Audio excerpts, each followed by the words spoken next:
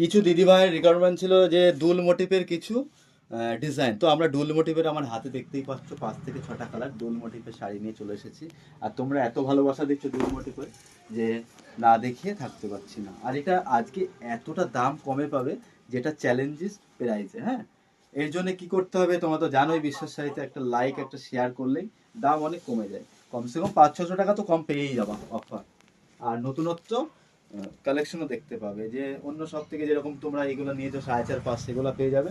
এটাও সেম থাকছে, আজকে একটা লাইক একটা শেয়ার করলে অফার এতটাই কম, মানে অফার প্রাইসে থাকছে।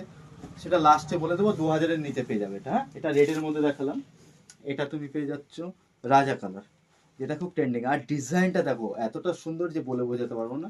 যারা দুল মোটিভ পড়তে ভালোবাসো, এতদিন কানে পড়েছো, ওটা শাড়িতে পরবে।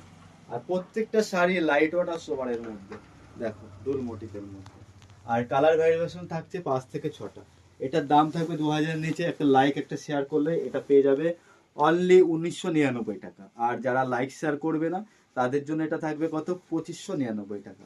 এটা আছে পিত্তি কালার। আর আমাদের অনলাইনের সুবিধা আছে। এটা ডার্ক পিত্তির মধ্যে আছে, আর সব দুল মোটিফের মধ্যে।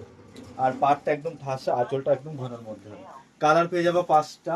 আর এইরকম নতুনত্ব কালেকশন দেখতে হলে আমাদের পেজটাকে একটা ফলো করে দেবে।